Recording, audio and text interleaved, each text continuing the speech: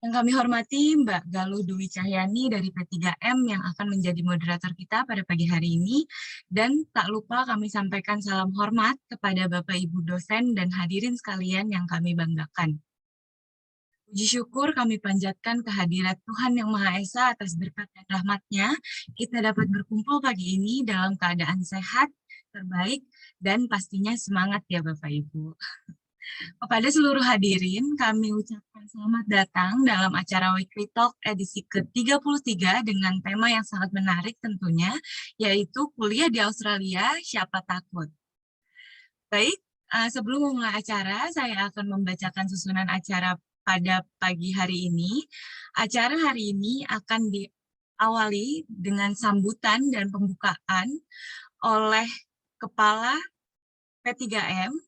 Yang selanjutnya kita akan langsung menuju kepada paparan materi dan juga diskusi, dan acara akan ditutup dengan penutup.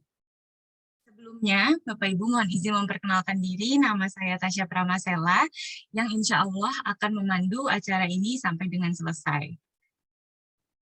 Baik, ada baiknya sebelum masuk ke acara yang pertama, agar acara Weekly Talk hari ini dapat berlangsung dengan lancar dan juga memberikan manfaat bagi kita semua, marilah kita memulai acara ini dengan membaca Bismillahirrahmanirrahim. Selanjutnya kami persilahkan kepada Ibu Dia Purwanti untuk memberikan sambutan sekaligus membuka acara Weekly Talk pada pagi hari ini. Kepada Ibu Dia, kami persilahkan. Selamat pagi, Bu. Ya, selamat pagi Mbak Tasya. Kepada Bapak Ibu dosen yang saya hormati, kepada Bapak Ibu Sivitas Akademika, di sini saya lihat Bapak Ibu dari pejabat struktural, kemudian juga dari teman-teman pelaksana. Selamat bergabung di Weekly Talk yang ke-33 di pagi hari ini. Baik, selamat pagi. Assalamualaikum warahmatullahi wabarakatuh. Ya, acara Weekly Talk ini saya diminta oleh Bu Evi, Wadir Akademik, karena beliau masih ada acara dengan pihak lain, maka saya diminta untuk mewakili beliau membuka dan memberikan sekapur sirih ya dalam rangka acara spesial di hari Jumat jam 10 ya, merupakan acara pekanan kita ya Bapak Ibu semuanya. Pada hari ini kita akan mendengarkan sama-sama dan boleh juga berdiskusi ya, sharing dari Pak Christian Agung dan Pak Nur Arif Nugraha terkait dengan pengalaman beliau ketika kuliah di Australia. Nah, ini merupakan sharing ya Bapak Ibu yang menjadi tujuan dari penyelenggaraan acara Weekly Talk. Jadi Bapak Ibu silakan kalau misalnya mau sharing, tidak hanya Bapak Ibu dosen, tetapi juga barangkali dari Bapak Ibu yang struktural ataupun mungkin juga dari teman-teman staf pelaksana, kalau memang ada hal yang ingin di-sharing kan gitu ya, yang dibagikan kepada kita semua, itu insya Allah kita menyambut baik. Sehingga di sini nanti warna-warni atau variasi acara dari Weekly Talk ini benar-benar terasa ya acara dari kita untuk kita. Jadi ini mudah-mudahan nanti kalau misalnya sudah apa ya, sudah offline, benar-benar offline itu acaranya bisa kita selenggarakan secara luring atau di luar jaringan. Terus kemudian dalam kesempatan ini ya saya ucapkan terima kasih ya, saya apresiasi sebesar-besarnya kepada Bapak Ibu semuanya, di mana acara Weekly Talk ini sudah sampai ke seri yang 33. Ya, pencapaian di seri ketiga-tiga ini ya Bapak Ibu ya, ini merupakan sinergi ya antara kita semuanya. Bapak Ibu dosen, kami dari P3M hanya sebagai fasilitator saja penyelenggaraan acara ini. Dan kedepannya kami memang sangat mengharapkan kita bisa membangun budaya diskusi, budaya sharing. Kita bisa ya di sini nanti tidak hanya sharing tentang pengalaman ya. Hari ini alhamdulillah Pak Agung dan Pak Nur Arif Nugraha ini bersedia untuk sharing bagaimana pengalaman beliau berdua ketika menjalani kuliah ataupun studi di Australia. Nanti mohon jangan yang enak-enaknya aja Pak ya, tapi yang nggak enak-enaknya jangan diceritakan semua, ntar pada takut kan gitu ya. Enak-enaknya Pak ya. Nah gitu ya, siapa tahu kan di sana bisa gimana kan gitu ya, berburu kanguru, foto koala kan gitu ya, atau misalnya bisa panen buah kiwi kan gitu ya. Nggak boleh, Bu. Nah, seperti itu. Biar tujuannya adalah di sini nanti memotivasi kepada teman-teman kan gitu ya, Bapak Ibu, ya tidak hanya di sini nanti kepada Bapak Ibu dosen, tetapi juga ada kepada teman-teman yang memang sudah sangat ingin gitu ya, atau memiliki keinginan untuk belajar di luar negeri.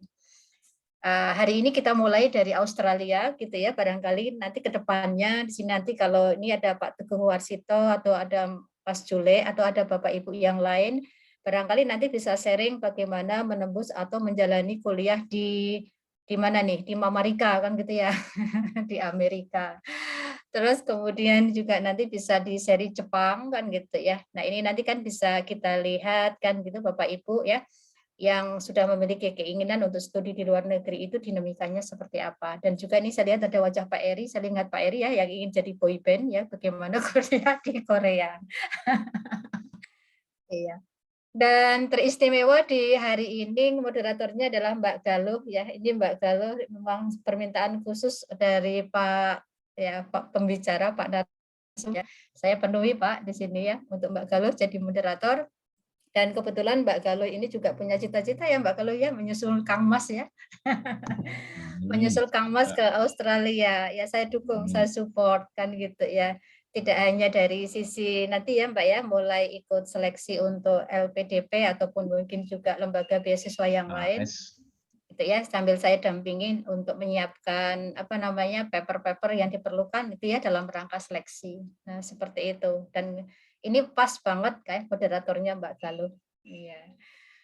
Baik, Bapak Ibu semuanya, saya tidak usah berpanjang kata, nanti saya persilakan kepada tim Narsum ya, Pak Agung dan juga Pak Nur Arif untuk sharing ya, monggo apa yang bisa di-sharing yang menginspirasi aja ya Pak ya, yang menakut-nakutin nggak usah gitu ya, gitu.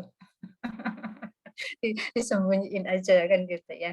Dan mungkin juga saya yakin Bapak Ibu yang lain juga banyak ya yang kuliah di Australia ya. Di sini ada Pak Bagio kan gitu, terus kemudian ada Mbak Vita dan Bapak Ibu yang lain yang tidak saya sebutkan satu persatu. Baik, saya kembalikan kepada Mbak Tasha, kepada Bapak Ibu semuanya, selamat mengikuti Weekly Talk. Wassalamualaikum warahmatullahi wabarakatuh. Assalamualaikum warahmatullahi wabarakatuh. Terima kasih Ibu Dia yang telah memberikan sambutan sekaligus membuka acara kita pada pagi hari ini. Baik, Bapak Ibu, sekarang kita langsung masuk ke sesi yang sudah ditunggu-tunggu, yaitu paparan tentang cerita, pengalaman hidup, dan pastinya inspirasi oleh narasumber kita, Bapak Christian Agung dan Bapak Nur Arif, di mana nanti akan langsung dipandu oleh Mbak Galuh selaku moderator. Kepada Mbak Galuh, kami persilahkan. Selamat pagi, Mbak.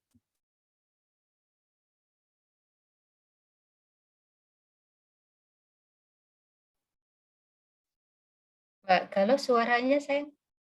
Suaranya iya, belum kedengaran. Sudah Bu? Ya sudah sekarang. Oke. Ya, terima kasih Mbak Tasya, terima kasih Bu Dia. Assalamualaikum warahmatullahi wabarakatuh.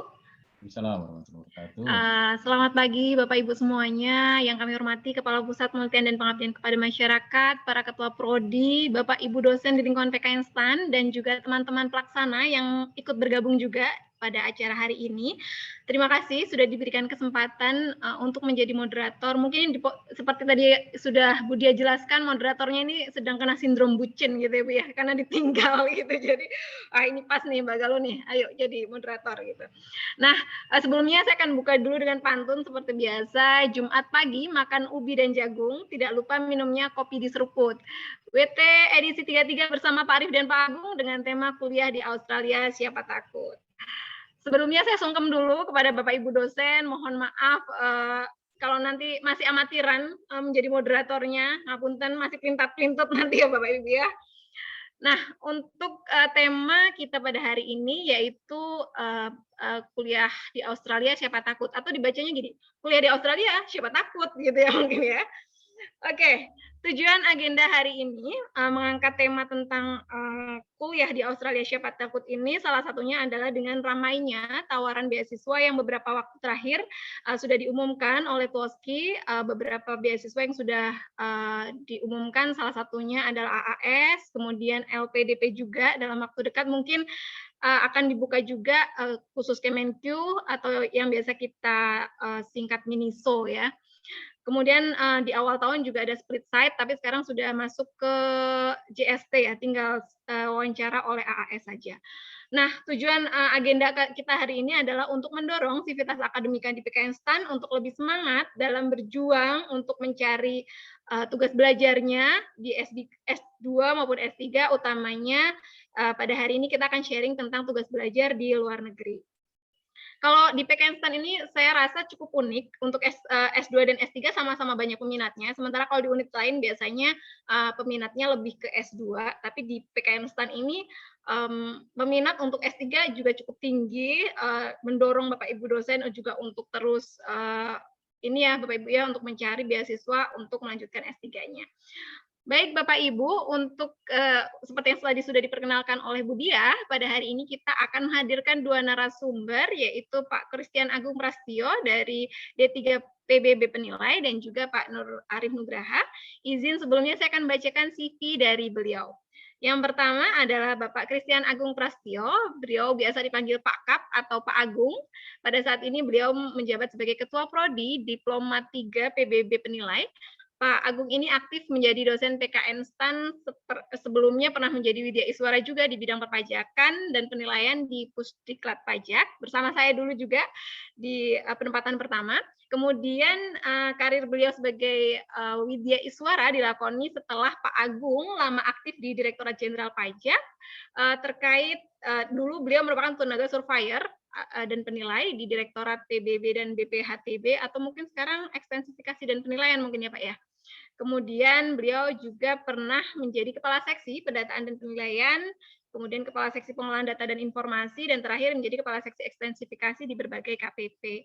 Beliau dulu menamatkan S2-nya dengan double degree ya Pak ya, di sarjana di manajemen UGM dan Master of Taxation di Curtin University Australia. Kemudian setelah itu beliau mendapatkan gelar doktoralnya di Doctor of Philosophy di Curtin University juga Australia.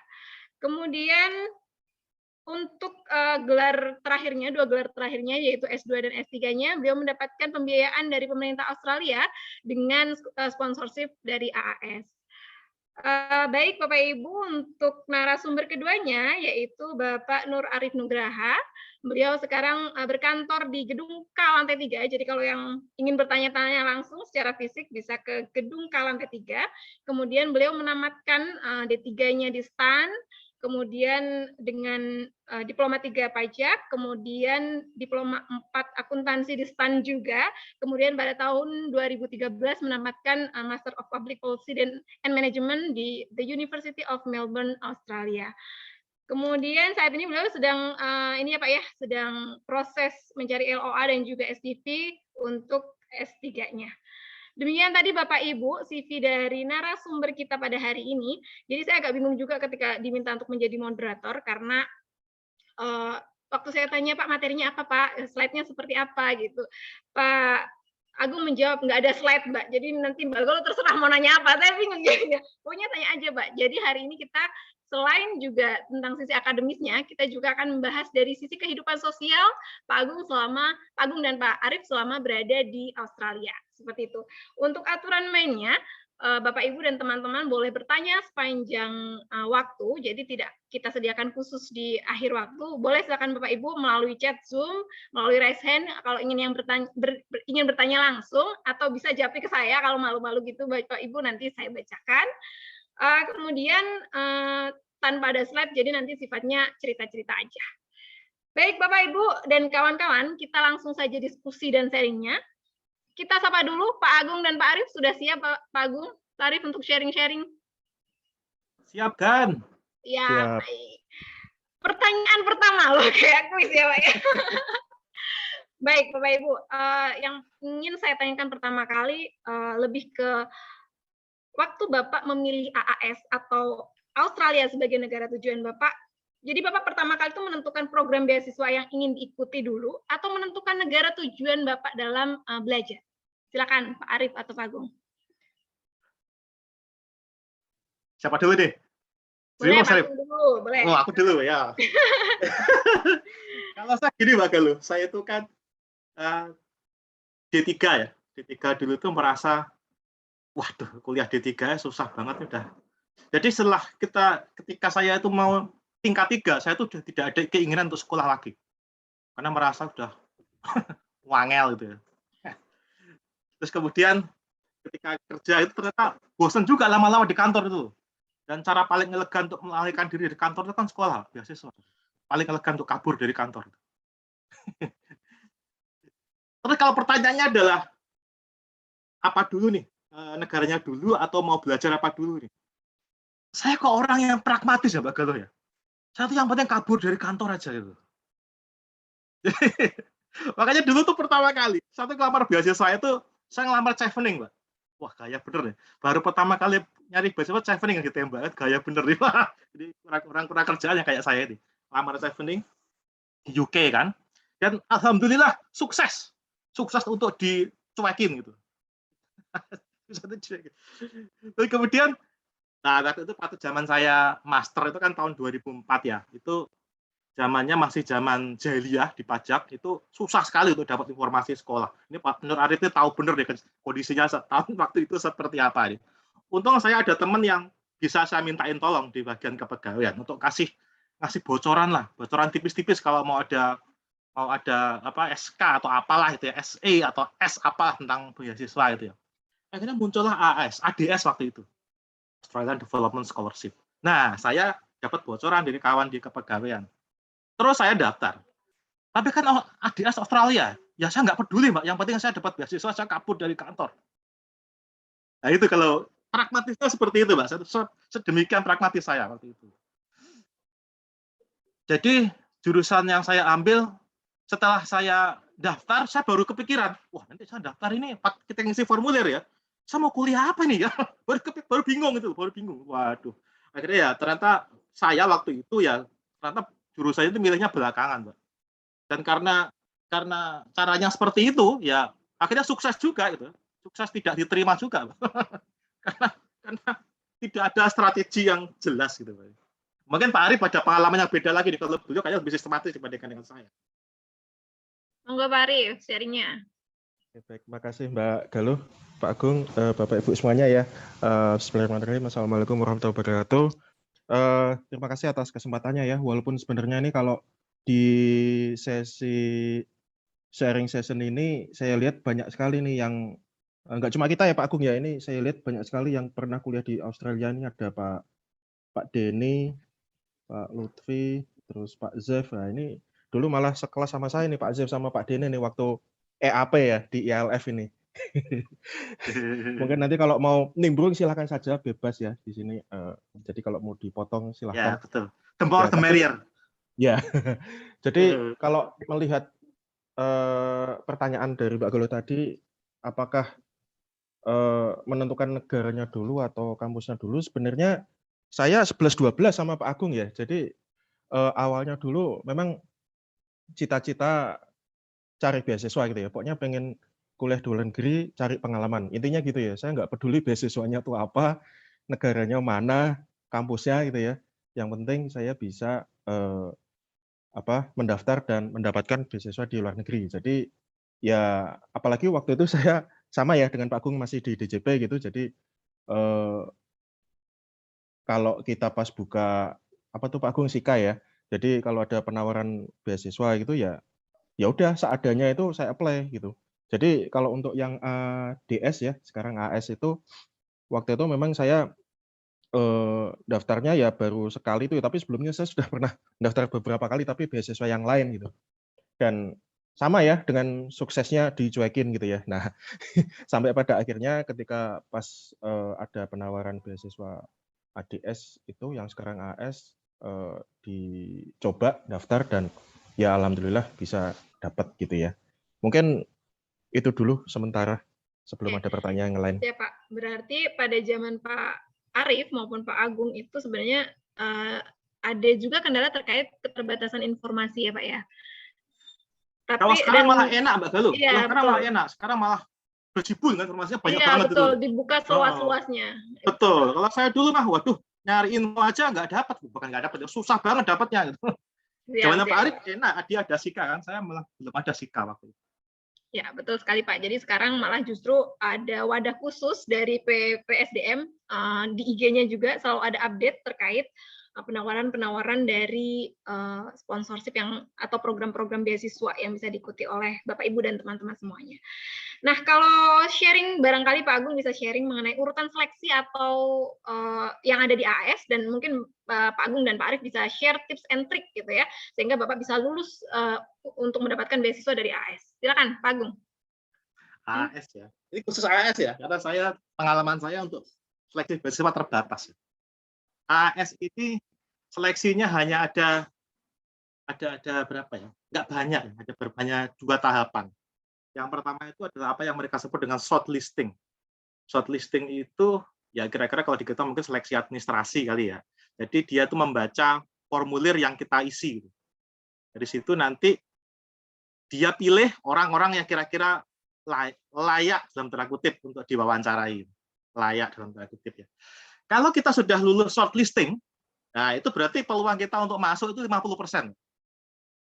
Karena kalau mereka punya kuota taruhlah 400 orang itu ya untuk didanai. Kayaknya sekarang udah berkurang lagi, nggak sampai segitu.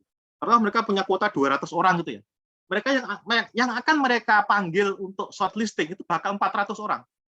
Ya, jadi posisinya itu 1:2 gitu. Jadi kalau kita sudah dipanggil untuk ikut seleksi wawancara plus seleksi, bukan seleksi sih ya, plus ujian bahasa Inggris, itu berarti separuh kaki sudah diterima beasiswanya. Separuh kaki. Karena perbandingannya 1:2, selalu seperti itu AS itu.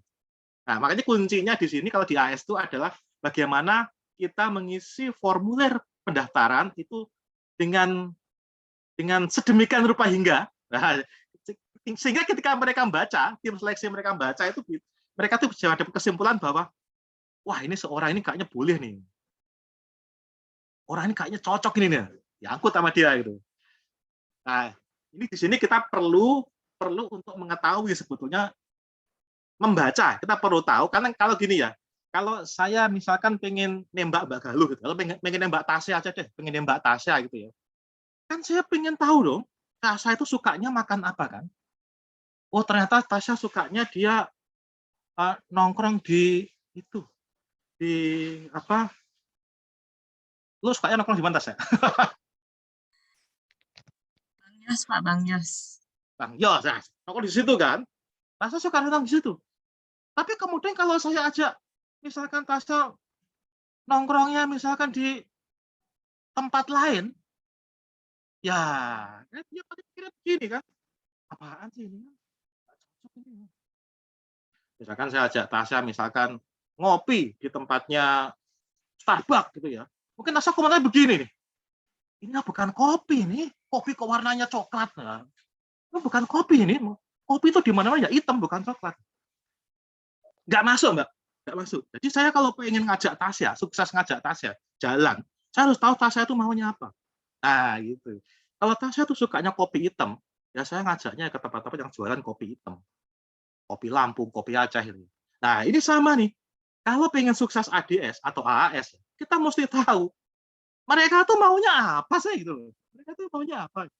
Dan itu sebenarnya bisa kita baca di website-nya dia. Itulah untungnya kita harus baca website-nya. Kita tahu bahwa setiap tahun AS itu mempunyai target tertentu yang ingin mereka peroleh, yang ingin mereka capai. Jadi kita harus pelajari target yang ingin mereka capai itu apa, dan kita harus menulis aplikasi kita itu dengan menggunakan target yang mereka tulis di website itu sebagai pedoman. Misalkan tahun kemarin nih kalau nggak salah ya, target mereka adalah tentang COVID-19 itu target mereka. Jadi ketika kita menulis aplikasi beasiswa, ya kita harus melihat bahwa ya nanti yang ingin saya tempuh ya hal-hal yang terkait dengan COVID-19. Misalkan kalau kita ternyata nulis laporan beasiswa ke AS, ternyata yang kita ingin capai adalah saya ingin menempuh pendidikan dalam bidang MBA. Karena dengan MBA maka saya bisa mendirikan perusahaan. Perusahaan akan cocok dengan dan segala macam. Mereka akan melihat bahwa ya oke, orang ini bagus juga, ingin bikin startup dan segala macam, tapi relevansi dengan kemauan saya untuk terkait dengan COVID apa dong? Nah itu nggak kita tulis di situ. Ya, supaya mereka akan disisihkan. Ada ribuan aplikasi yang masuk ke AS dan percaya sajalah, satu persatu itu mereka baca, Mbak. Satu persatu itu mereka baca. Saya tahu karena ada kawan saya yang jadi anggota tim seleksi itu. Gitu. Kawan kuliah saya ada yang kerja di Australia Awards Indonesia, dan dia salah satu orang yang kerjanya itu nyeleksi lamaran dia. Mereka baca satu persatu gitu. Jadi mereka tuh sortir, oh ini cocok, ini nggak cocok, ini cocok, ini nggak cocok, sampai ketemu total seluruh target yang mereka cari. Jadi tips yang pertama bagi saya adalah kita itu harus tahu prioritas AS tahun ini itu apa, karena mereka selalu berganti, tiap tahun itu sering ganti prioritasnya. Jadi kita harus pahami dulu sebetulnya AS itu tahun ini mereka maunya apa. Nah, kalau sudah tahu mereka maunya apa, barulah kita tulis lamaran kita. Kita tulis formulir pendaftaran kita menyesuaikan dengan kemauan mereka. Loh, Pak, tapi itu kan apakah tidak menggadekan? Wah, menggadekan idealisme kita. Ya trade off, Mbak, kalau saya bilang trade off. Kalau dirimu memang mau ideal, ya ongkos sono dhewe sekolahmu ideal banget bisa. Ya, silakan aja ideal. Ini ada kawan saya seperti itu. Ya setelah di Australia karena pengen mempelajari masalah gender, masalah riset dia tentang gender gitu. Nah, ini kan agak susah karena latar belakang dia itu tidak punya kerjaan yang terkait dengan gender gitu. Sehingga ketika harus ngelamar beasiswa ya agak susah gitu. Bagi dia nggak masalah ya, dia berangkat sendiri, dia ongkosin sendiri. Gitu. Karena emang kok dilala suaminya salah satu orang yang sultan gitu, suaminya sultan, dia keluarga sultan itu, jadi nggak masalah. Ongkosin itu nggak masalah. Nah itu kalau mau deal ya kayak gitu ya, silakan ongkosin sendiri ya masalah. Tapi karena kita tidak bisa seperti itu, gitu, terutama saya tidak bisa seperti itu ya. Saya dalam ini harus melakukan kompromi, Mbak Galuh. Harus kompromi antara mau saya dengan maunya AAS. Kan AAS itu kan investor kan mereka tuh. Kan mereka tuh akan mau invest karena mereka yakin investasinya bakal menguntungkan. Karena mereka nggak yakin seperti itu ya nggak bakal mereka mau invest itu. Itu mungkin yang penting pertama kali. Mungkin Pak Nurhalib gimana Pak Nurhalib? Mau nambahin Pak Nurhalib? Ya, mungkin tadi garis besarnya sama sih Pak Agung. Jadi kalau dilihat dari seleksinya itu kan di AS itu kan ada 2 aja ya. Yang pertama kan shortlisting tadi yang sudah disebutkan, sama yang kedua itu yang IELTS itu ya, GST interview itu ya. Cuma itu aja. Jadi kalau jadi benar sekali apa yang dikatakan Pak Agung tadi, yang penting memang di aplikasinya itu. Di aplikasinya yang penting lengkapi ya, dijawab selengkap mungkin, dan kalau bisa ya ini saya pengalaman dulu dapat saran dari salah satu alumni yang sudah pernah dapat beasiswa di Australia juga gitu. Intinya dijawabnya itu jangan muter-muter, artinya to the point aja gitu. Akhirnya ya udah saya jawabnya langsung to the point itu, intinya adalah be yourself aja lah gitu. Jadi diri sendiri, dan juga tentu nggak lupa disesuaikan dengan apa tadi target itu ya, yang diminta oleh providernya tuh bidangnya apa lah, yang penting disesuaikan dengan itu aja. Kemudian satu hal ya, ini saya juga saran dari kakak kelas saya dulu yang pernah dapat beasiswa, dan juga Pak Agung pernah bilang, saya ingat ini, intinya kalau daftar beasiswa tuh yang penting dilengkapi aplikasinya, submit, lupakan. Nah, itu yang penting ya. Nah, betul. Itu yang paling penting. Setelah itu lupakan. Setelah itu lupakan udah. Dan benar saya lupakan itu. 6 bulan lupa, terus kemudian tiba-tiba ada amplop datang gitu ya. Amplop yang besar ya. Wah, ini kayaknya cocok, amplop besar cocok. Amplop besar ini bagus nih. Bagus ya. Nah, itu kurang lebih dari saya seperti itu ya. Oh, satu lagi Mbak Galuh nih. Ya, kita kan kadang-kadang terjebak sama bahasa Inggris ya. Kita harus skor TOEFL 1000 gitu misalkan ya. Skor IELTS 20 gitu ya. Kita terjebak itu. Padahal kalau di AHS, Mbak, bahasa Inggris itu nggak terlalu penting. Nggak terlalu penting bahasa Inggris. Karena mereka akan menyiapkan kursus bahasa Inggris nanti setelah kita diterima beasiswa. Nah ini, dan ini juga agak tricky ya. Saya termasuk yang kurang beruntung di AS itu dalam kursus bahasa Inggris, karena saya dapat honornya dikit. Beda kalau Pak Arief dia lebih canggih lagi dibandingkan saya, ngaturnya dia lebih keren lagi dia. Kalau saya, waduh, saya ini salah ngatur strategi. Tapi serius, kalau untuk AS bahasa Inggris tidak terlalu penting karena mereka akan menyiapkan training sampai 9 bulan trainingnya. Sampai ada yang training 9 bulan. Jadi mereka itu bervariasi antara 6 bulan sampai 9 bulan. Jadi nggak penting bahasa Inggris, bukan nggak penting, ya nggak terlalu, kita nggak usah terlalu terjebak deh dalam bahasa Inggris kalau untuk dalam konteks AS ya. Jadi ya asal kita sudah dapat skor yang sesuai dengan yang minimal mereka perlukan. Kalau nggak salah untuk TOEFL kan 550 ya, TOEFL yang murah meriah itu gitu. Dan ini juga betul, kalau AS tidak perlu Anda itu kursus TOEFL atau mau ambil ujian IELTS gitu ya. Ngapain itu? Mahal. Buat apa? Ya, buat apa? Gitu. Cukup TOEFL yang murah meriah aja gitu. Yang ratusan rebong itu ya. Kalau nggak salah $75 kalau nggak salah ya. Cukup itu aja. Cukup itu aja. Nggak ngapain kita bayar IELTS yang 2 juta lebih gitu. Buat apa? Toh bagi mereka juga tidak terlalu penting gitu. Cukup kita sekedar memenuhi itu aja, memenuhi syarat minimal aja 550 misalkan. Kalau sudah dapat 550 ya sudah, nyantai aja kita itu. Nanti kan mereka akan menyediakan kursus lagi selama sampai 9 bulan. Tapi kalau sampai 9 bulan masih belum dapat juga ya mohon maaf gitu. tapi setidaknya nggak usah terlalu, bahasa Inggris itu ya penting, tapi ya nggak penting-penting amat itu. Lebih penting kita menyiapkan nulis lamarannya itu seperti apa. Nah, ini saran saya ada blognya Mada Andi, di dosen UGM. Itu yang dia spesifik membahas tentang tips dan triks untuk masuk ke AAS. Mada Andi. Cari aja nanti. Dia punya blog yang komplit banget bahas tentang AAS. Kalau nggak salah dia juga ada channel YouTube yang khusus untuk membahas cara mengisi formulir lamaran beasiswa AAS, kalau nggak salah seperti itu. Itu seperti itu, kalau jangan terlalu bahasa Inggris. Jadi kalau menurut Pak Agung bahasa Inggris tidak terlalu penting di awal, yang penting sudah memenuhi passing grade. Tapi kalau 550 buat saya tinggi juga, Pak. Oh, salah. Aduh. Oke, Pak. Rendahnya Pak Agung itu beda kan ya Pak ya dengan. Oke, nanti kita bahas nanti Pak terkait TOEFL. Sekarang kita mungkin ini Pak terkait tadi kan Pak Arief dan Pak Agung itu sudah menyampaikan juga tentang bahwa kita ketika akan menulis formulir pendaftaran atau pengisian aplikasinya itu harus bisa meyakinkan si pemberi sponsorship itu memastikan bahwa kita itu sudah memenuhi sesuai dengan prioritas mereka, seperti itu ya Pak ya kira-kira. Nah, dulu ketika Pak Agung maupun Pak Arief akan mensubmit formulir tersebut, apakah dilakukan review dengan kawan lain atau mungkin Pak Agung punya mentor atau Pak Arief gitu Pak yang mereview, saya akan memasukkan ini nih ke dalam formulir saya, kira-kira sudah oke belum?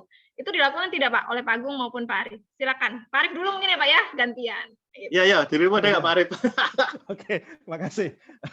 Jadi memang betul ya, untuk kalau kita daftar beasiswa itu seorang mentor itu penting ya, apalagi kalau mentornya itu sudah punya pengalaman sebelumnya itu. Contohnya misalnya memperoleh beasiswa yang akan kita tuju gitu ya.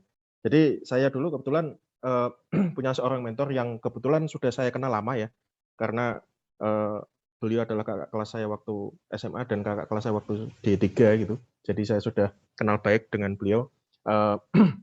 Saya sering nanya itu, Mas gimana sih caranya ini gitu kan, ngisi aplikasi gitu. Terus ya memberikan saran-saran tadi ya, intinya kamu mau ngambil apa ya, pekerjaanmu sekarang apa, jurusannya apa, nanti bidang yang menjadi prioritas ADS itu apa, ya udah nanti jawab aja. Kalau ditanya mengenai tentang personal gitu ya, misalnya tentang diri kita, kemudian pekerjaan kita, kehidupan kita, ya udah ditulis aja gitu. Tulisnya nggak usah nggak usah muluk-muluk gitu, nggak usah panjang-panjang, nanti malah malah jadi bumerang gitu ya. Kalau panjang-panjang nanti muter-muter nggak jelas itu, mendingan langsung aja to the point gitu kan. Terus dikasih contoh seperti ini, oh ya udah akhirnya saya ikuti. Terus setelah saya lengkapi aplikasinya, saya minta tolong pada mentor ya, saya nyebutnya mentor itu untuk meminta tolong lah dibaca gitu ya, di proofread ya, gampangannya gitu ya. Ini jawabannya kira-kira kayaknya make sense apa enggak sih, terlalu ngawang atau enggak, atau memang sudah real gitu. Terus wah ini setelah melihat gitu ada saran-saran sedikit, misalnya ada yang diperbaiki, oh ini kayaknya masih terlalu panjang, pendekin gitu kan, gitu. Jadi biar aplikasinya itu kalau dibaca tuh memang ya sesuai dengan diri kita dan kelihatan to the point, nggak usah terlalu panjang gitu ya. Terus kemudian setelah itu saya terus konsultasi sama dia itu dari sejak awal daftar sampai dengan sampai dengan ke proses seleksi selanjutnya sampai akhirnya diterima gitu kan. Dan ya alhamdulillah gitu ya, waktu itu diterima dan senang juga gitu ya. Saya juga senang, saya juga ngucapin terima kasih pada beliau gitu ya. Terima kasih atas bimbingannya gitu. Jadi ya itu sih menurut saya. Jadi seorang mentor tuh menurut saya penting sekali, apalagi kalau mentornya tuh dulu pernah memperoleh beasiswa yang sama. Jadi kan paling enggak dia sudah punya knowledge, punya experience yang bisa di-share pada kita, dan saya yakin pasti itu akan sangat berguna sekali ya. Jadi saran saya bagi teman-teman semua yang mau mencari beasiswa apapun itu ya beasiswanya, dimanapun kampusnya, kalau bisa ya cari istilahnya yang sudah pernah punya, cari seperti yang saya ceritakan tadi ya, punya seorang mentor yang mungkin sudah punya pengalaman beasiswa sebelumnya, nanti bisa ditanya-tanyain, bisa bisa sebagai tempat konsultasi, sehingga nanti waktu pas apply beasiswanya biar on target gitu ya. Itu dari saya. Silakan Pak Agung. Kalau saya kira-kira mirip lah dengan Pak Nur Arif ya. Cuman kalau Pak Nur Arif kan kayaknya intens banget dengan mentor ya. Kalau saya enggak bakal. Saya itu jadi ketika saya daftar beasiswa zaman di DJP dulu, zaman master dulu, itu saya tidak seberuntung Pak Nur Arif. Karena waktu itu kita sedang ada kegiatan di kantor tuh luar biasa sibuknya. Luar biasa sibuknya. Jadi saya tuh merasa agak sulit mencari mentor dalam tanda kutip Pak Nur Arif. Tapi saya ketemu satu orang. Ketemunya adalah dia ini orang BPS, Mbak. Orang BPS. Jadi waktu itu saya main ke kantor dia di daerah Senen situ, di kantor BPS. Main ke kantor dia, terus janjian ketemu, terus kita ngobrol di lobi lantai dasar tentang rencana saya untuk masukin aplikasi ke AS. Terus dia ngasih masukan-masukan dan seterusnya lah. Cuma sekali itu aja Mbak Galuh, saya ketemu sama dia gitu. Cuma sekali itu aja. Selanjutnya ya saya baca sendiri ya. Karena kok dilala waktu itu di kantor juga tidak banyak ya orang yang lagi ngelamar AAS tuh. Di kantor itu kebanyakan mereka beasiswa punyanya BPPK. Yang itu yang macam-macam lah yang biasanya ada gitu ya, PPSDM itu loh. Itu rata-rata ke situ gitu. Jadi ketika saya mau ngelamar AAS itu agak sulit juga tuh untuk mencari orang yang kira-kira bisa saya mintain saran. Ya ketemunya teman di BPS itu juga ketemunya saya gimana ya waktu itu ya, saya bisa ketemu sama dia, lupa juga saya. Belum zamannya media sosial, lupa juga saya waktu itu. Kok bisa ketemu sama si Mbak ini gitu ya. Tapi kira-kira begitu Mbak Galuh. Jadi memang ada kawan yang dulu saya mintain saran, mintain masukan, kalau seperti ini gimana? Nah, itu. Terus dia ngasih, oh ini gini, oh ini gitu, oh ini jangan begini, sebaiknya begitu. Ada sih yang seperti itu. Oke, berarti baik Pak Arif maupun Pak Agung intinya sama ya Pak ya. Ada orang yang dimintakan pertimbangan atas aplikasi yang akan disubmit oleh Pak Agung maupun Pak Arif. Betul seperti yang tadi disampaikan oleh Pak Nur, bahwa bagi Bapak Ibu yang pernah TB juga di luar negeri, boleh juga nanti ikut nimbrung ya Pak ya untuk sharing-sharingnya gitu ya Pak ya, agar lebih hidup gitu sharing-sharing pada hari ini. Nah, untuk selanjutnya Pak, terkait pengambilan jurusan sendiri, Pak Christian Agung itu lebih ke keinginan pribadi atau memang kebutuhan organisasi, Pak? Waktu Pak Agung menetapkan jurusan yang akan dipilih. Jurusan. Yaitu little bit of both. Jadi ya bisa pribadi dan organisasi ya. Karena waktu itu saya kerja di pajak, maka mau tidak mau fokus saya harus terkait dengan perpajakan. Kalau saya tidak seperti itu, nanti saya akan susah menjawab pertanyaan ngisi formulir aplikasi plus menjawab pertanyaan ketika wawancara. Jadi saya mengambil jurusan yang terkait dengan perpajakan. Nah ini AS ini enaknya begini, Mbak. AS itu kita bisa berubah jurusan, dalam tanda kutip ya, berubahnya tidak boleh signifikan gitu. Artinya gini, saya dulu ketika ngisi formulir, kemudian ketika wawancara, itu yang menjadi fokus saya, yang menjadi pedoman saya, itu adalah jurusan perpajakan yang ada di Unimel, di kampusnya Pak Nur Arif. Jadi saya pelajari betul itu, kurikulum, waktu itu apa sih ya, masalah saya lupa nama course-nya tuh lupa, tapi kira-kira ada satu course tertentu terkait dengan perpajakan. Itu saya pelajari betul, kurikulum dia seperti apa, terus kemudian mata kuliah yang diajarkan itu apa aja, terus RPS-nya dalam tanda kutip ya, RPS ya, tapi bukan RPS sih, cuman highlight untuk setiap mata kuliah itu apa aja gitu. Itu saya pelajari betul. Jadi saya cetak itu saya print. Jadul banget sih Pak, di print ya. Kalau saya memang jadul, kalau nggak di print saya kalau nggak megang kertas itu nggak enak itu. Jadi waktu itu saya websitenya saya print, terus kemudian saya pelajari betul. Ini dia fokusnya di sini, ini fokus di sini. Waktu itu saya ya kalau di AS tipikalnya kita tuh harus menyiapkan 2 kampus Mbak Galuh. Jadi saya mempelajari jurusan perpajakan di Melbourne sama jurusan perpajakan di Curtin. 2 itu yang saya pelajari. Tapi yang menjadi fokus saya ketika ngisi formulir aplikasi dengan ketika wawancara itu adalah yang di Melbourne. Jadi argumen saya adalah begini. Saya itu mau kuliah perpajakan karena jelas karena saya waktu itu masih kerja di pajak. Terus mengapa kok ngambilnya di Melbourne itu? Nah, di situ saya sampaikan bahwa dengan mengambil jurusan di Melbourne, maka di sini ditawarkan studi perbandingan antara hukum pajak di Asia, hukum pajak di Australasia, nah, Australasia itu berarti Selandia Baru sama Australia, terus di beberapa negara terpilih di Asia. Ini ada mata kuliah yang seperti itu. Nah, cocok ini. Nah, ini yang menjadi panduan saya ketika saya ngisi itu. Terus kemudian ternyata itu ditanyakan juga ketika di wawancara, ditanya juga, mengapa kamu ngambil di Melbourne? Saya jelaskan aja, karena di Melbourne ada mata kuliah ini. Wah, ini. Jadi makanya waktu itu saya print tuh gunanya seperti itu. Ketika wawancara itu saya print sehingga ketika itu saya bisa bilang, saya bisa tunjukkan ke si yang mewawancarai. Ini loh, di Melbourne itu ada mata kuliah A. Mata kuliah A ini fokusnya adalah nih. Ini penting bagi saya karena saya itu di kerjaan saya adalah ini. Jadi dengan mempelajari ini di Melbourne, ini akan cocok banget nanti ketika saya sudah selesai dari kerjaan. Nah itu. Terus kemudian dia nanya lagi, oh iya, kampus berikutnya apa nih? Wah, saya sampaikan printout kedua saya. Ini kampus pilihan saya kedua. Kenapa kok itu kamu pilih? Apakah sama persis dengan yang di Melbourne? Oh enggak, ini beda. Dengan yang di Melbourne beda. Tapi ada beberapa hal yang kurang lebih sama, walaupun emphasis dia berbeda dengan emphasis yang ada di Melbourne. Cuman secara garis besar dia mempunyai kajian yang hampir sama, mempunyai gambaran yang hampir sama. Nah ini loh, ini pentingnya kita itu kalau kampus itu tidak punya gambaran seperti itu, nah saya nggak tahu jawab pertanyaan dari interviewer yang di Melbourne tadi ketika JST. Saya nggak bakal ketika saya ditanya, kenapa kamu ngambil jurusan perpajakan di Melbourne? Saya bakal gelagapan kalau saya nggak punya printout itu.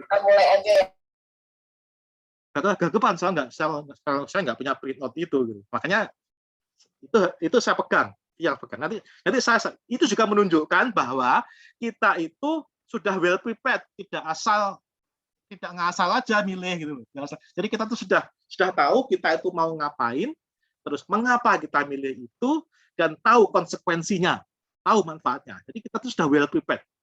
Itu menunjukkan kepada interviewer bahwa kita itu datang ke sana itu bukan sekedar modal dengkul doang, tapi kita itu sudah punya printout website, sudah dicoret-coret pakai Stabilo, sudah ngomongnya sudah cas-cicus kayak sudah mempelajari kurikulumnya. Nah, itu sudah membandingkan isi kurikulum dengan kebutuhan organisasi. Nah, gitu. Makanya itu adalah salah satu cara kita untuk meyakinkan mereka bahwa kita itu sudah datang ke sana, itu sudah mempunyai modal duluan. Jadi ternyata nanti ini ternyata penting ketika kita benar-benar kuliah di sana, mindset seperti ini penting banget ternyata Mbak Galuh.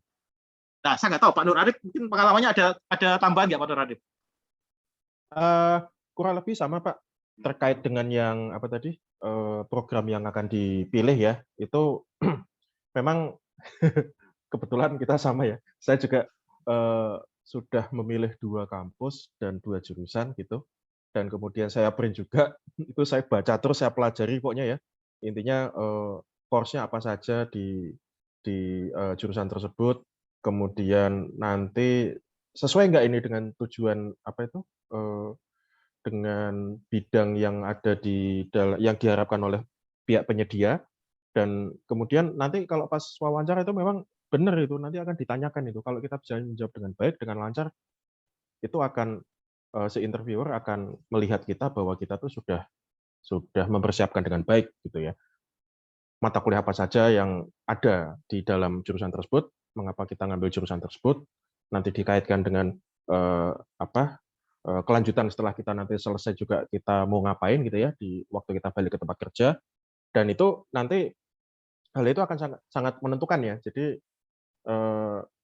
saya dulu bikin ngeprint 2 itu memang, yang satu di Melbourne, yang satu di NU ya. Pilihan saya 2 itu sebenarnya juga agak ngawur ya, karena itu sulit semua ya. Tapi saya nekat aja lah, kepalang tanggung, udah dapat beasiswa, masa nggak milih ini yang bagus kalian gitu. Itu aja sih kalau saya. Oke, baik Pak. Jadi tadi intinya ketika kita akan memilih suatu program, persiapkan dengan baik, pelajari dengan baik, dan pastikan itu sesuai dengan apa yang akan kita lakukan setelah selesai dari studi. Seperti itu ya Pak ya, kira-kira. Baik, tadi sudah dijelaskan tentang proses untuk mendapatkan AAS-nya. Nah, setelah Bapak lulus mendapatkan AAS-nya, kemudian Bapak apply ke universitas yang ingin Bapak tuju, yang saya ingin tanyakan adalah menurut Bapak-Bapak semua ini, Pak Arif maupun Pak Agung, apa sih yang berbeda sistem pembelajaran di Australia dengan di Indonesia, metodenya, penugasannya, tesis atau risetnya, dan lain sebagainya. Silakan, Pak Arif dulu mungkin ya Pak ya? Boleh. Oke, siap. Oh ya, oke. Siap. Jadi kalau terkait dengan proses ini ya, kuliahnya ya, belajar mengajarnya di sana itu memang pertama kali memang setelah kita sudah dapat diterima gitu ya, sudah dapat acceptance, langkah berikutnya kan pasti kita nanti setelah sampai di sana kan enrollment gitu ya. Ya, jadi nanti kita enroll ke subjek apa yang akan kita ambil di jurusan tersebut. Nah, itu juga kita harus strategi juga ya. Kita harus mengatur strategi bahwa nanti di jurusan ini ada sekian mata kuliah itu ya, ada sekian subjek. Nanti karena program saya 2 tahun waktu itu, jadi ya saya segera menyusun gitu ya, kira-kira mata kuliah apa yang akan saya ambil di semester 1, 2, 3, 4 gitu. Sudah saya siapkan sejak awal, begitu di sana ya, sampai di sana kemudian enrollment gitu. Nah, kemudian setelah itu lihat satu persatu di masing-masing subjeknya, masing-masing mata kuliahnya. Ini apa sih isinya gitu ya. Setelah itu nanti assignment-nya apa saja. Kemudian deadline-nya ya, kira-kira nanti subjek A, B, C, D, E itu, ini kan masing-masing ada assignment, kemudian masing-masing ada deadline-nya, itu saya bikin inilah kayak apa sih, Pak Agung namanya, kayak project management lah ya, timeline-nya itu ya, ada timeline-nya sehingga nanti kita bisa tahu, kita bisa mengatur kapan kita mau mengerjakan tugasnya, assignment-nya itu. Sama ini ya, kalau proses kuliah saya pikir yang namanya program master ya pasti kita sudah dituntut untuk mandiri ya. Jadi yang saya agak kaget itu waktu itu mungkin masih masih di bulan pertama, minggu pertama itu, begitu melihat subjek guide-nya, satu mata kuliah dulu aja lah. Itu di pertemuan pertama, di situ ada reading list-nya tuh banyak sekali ya. Itu dibagi 3. Ada yang pertama tuh namanya required readings. Yang kedua recommended readings, yang ketiga additional reading. Nah, itu masing-masing itu banyak sekali ya. Saya hitung-hitung itu required reading itu ada belasan itu ya. Begitu pula yang recommended reading sama additional reading. Awalnya saya tuh yang required reading tuh saya coba download semua, kemudian saya print semua. Wah, lah kok baru satu pertemuan udah segini ya, udah banyak banget gitu ya, udah tebel gitu kan. Tapi yang namanya kalau kita nggak baca, nggak nyorot-nyorot gitu kan kayaknya nggak mantep ya. Awalnya seperti itu. Minggu pertama, minggu kedua, lama-lama, wah ini kalau di print terus ya kacau nih ya. Nanti kan mahal juga tuh beli kertas, ngeprint sendiri. Ya bisa aja sih ngeprint di kampus, tapi kan ya di kampus kan bayar juga ya. Cuma kan berapa sen gitu ya per lembar ya Pak Agung ya. Kan ada tuh fasilitas di library kan ada itu. Akhirnya ya udah saya saya nggak apa namanya nggak semuanya saya print gitu ya. Dan itu juga kita harus apa ya, kalau saya sih mungkin ke strategi aja sih. Kalau setelah melihat daftarnya reading seperti itu, padahal itu baru satu mata kuliah, satu pertemuan gitu. Akhirnya ya paling nggak required reading saya baca dulu. Kalau recommended ya mungkin inilah kalau sempat. Soalnya tuh kalau required reading itu udah banyak sekali ya. Saya ingat tuh sekitar 15-20 itu padahal baru required reading, belum recommended, belum additional. Nah, waktu itu ini saya sedikit eksperimen nih. Pak Agung, dulu saya pernah ya mencoba ya, ngetes. Namanya kalau kita nggak percaya kan kita eksperimen kan. Saya nyoba satu pertemuan itu saya sama kali nggak prepare. Ya ternyata apa yang terjadi di kelas saya cuma diam saja ya. Saya cuma bengong aja, ini dosen ngomong apa nih, saya nggak mudeng sama sekali. Saya pernah itu eksperimen sekali, tapi habis itu saya nggak berani lagi ya. Fatal akibatnya ya. Mungkin itu dari saya, mungkin Pak Agung ada pengalaman lain. Nah, ini betul Pak Arif. Jadi gini, makanya ini tadi kan saya sampaikan ya, ketika kita seleksi itu kita baca dulu kan, dibaca dulu kurikulumnya segala macam supaya kita prepared. Nah, ini ketika kita kuliah, Pak, kalau kita tuh nggak prepared, itu yang seperti yang Pak Arif cerita tadi. Saya pernah itu yang dibilang Pak Arif tadi nggak ngapa-ngapain itu. Jadi datang aja itu ke kampus, datang aja. Di kelas itu saya bengong aja. Saya tuh seperti mendengar suara lebah itu. Si sana ngomong, belakang saya ngomong, dosanya ngomong, saya tuh begini aja nih. Oh, ini orang-orang ini ngomong apaan sih? Jadi ini apalagi orang Australia itu kan kalau ngomong kan aneh kan. Intonasi mereka tuh aneh loh. Kayak orang apa nih? Aneh itu. Jadi kalau saya dengar sih kayak orang suara lebah gitu, suara tawon. Udah nggak jelas bahasa Inggrisnya, terus kita tuh juga nggak tahu mereka tuh ngomong apaan, jadi kelas itu langsung nggak jadi apaan sih. Tapi belakangan ketika kita saya baca materinya itu, oh ternyata ini toh yang kemarin diomongin itu, oh ternyata ini toh gitu. Baru saya tuh paham, Mbak. Baru saya paham. Nah ini yang jadi pelajaran bagi saya bahwa kalau kita itu misalkan ada kan banyak tugas ya, banyak tugas gitu kan. Terus ada juga tugas kelompok gitu ya. Kelompok itu jadi pengalaman saya bahwa ketika kita nanti janjian ketemu sama kawan untuk tugas kelompok, itu kita harus prepare dulu. Jadi ketika sudah nyampe ketemu, misalnya janjian di perpustakaan, kita ngobrol, itu langsung tune in. Nah, tune in. Ini kan beda dengan zaman saya dulu gitu kan. Kita kan sering ya tugas kelompok gitu, datang ketemu kan kita belum ngapa-ngapain gitu kan. Kita bondo nekat aja kan ketemu gitu. Lah, kalau di Australia seperti itu, ya kelihatannya kok kurang pas. Karena orang datang itu sudah prepare rata-rata. Ya kita mungkin mungkin Pak Nur ngerti juga lah ya. Kalau orang Australia itu kan cenderung nyantai pol lah itu. Orangnya kan cenderung nyantai lah. Pokoknya orang-orang mahasiswa lokal itu nyantai sekali gitu. Tapi mereka itu nyantai, tapi kerja gitu. Zamannya nyantai, zamannya kerja. Kalau mereka zamannya kerja disuruh nyantai, nggak mau. Zamannya nyantai disuruh kerja, ya nolak mereka. Gitu. Tapi kerja, nyantai. Oh ya, misalkan ini nih, saya pernah tuh datang ada assignment presentasi tentang mata kuliah itu kalau nggak salah manajemen keuangan. Itu kita janjian pertemuan di perpustakaan. Anggota kelompok itu ada satu yang nggak bisa datang karena dia waktu itu sedang ya ini bedanya di kuliah di Australia itu sebagian besar yang kuliah, orang kuliah di Australia itu sudah kerja sebagian besar. Jadi mereka itu kuliah itu untuk menambah portofolio sebagian besar gitu, untuk menambah. Kalau kita kan kuliah untuk kerja gitu kan. Kalau mereka tuh banyak yang sudah kerja dulu kan baru kuliah, banyak seperti itu. Dan ini juga salah satu kawan anggota kelompok saya itu juga orang sudah kerja. Dia kerja di salah satu konsultan pajak di Perth gitu. Pas sehari yang kita sepakati, dia sedang ada dinas luar. Dinas luarnya ke Eropa, Mbak. Wah, ini kacau juga nih. Si kawan dia konsultan pajak. Nah, tapi pas kita datang di perpustakaan, kita diskusi, itu orang-orang yang datang itu mereka sudah bawa materinya, mereka sudah bawa semua, sudah dicoret-coret, sudah di stabilo semuanya gitu. Jadi sudah prepare semuanya, tinggal tune in aja gitu. Nah, ini ketika kita sudah kesepakatan, kita si A ngerjain apa, si B ngerjain apa gitu.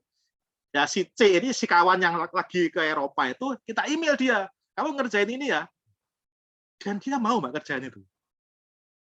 Sehingga ketika pada hari H kita presentasi, si A, B, C itu mereka sudah membawa bahan masing-masing sesuai dengan yang kita sepakati. Termasuk orang yang sedang dinas luar ke Eropa ini.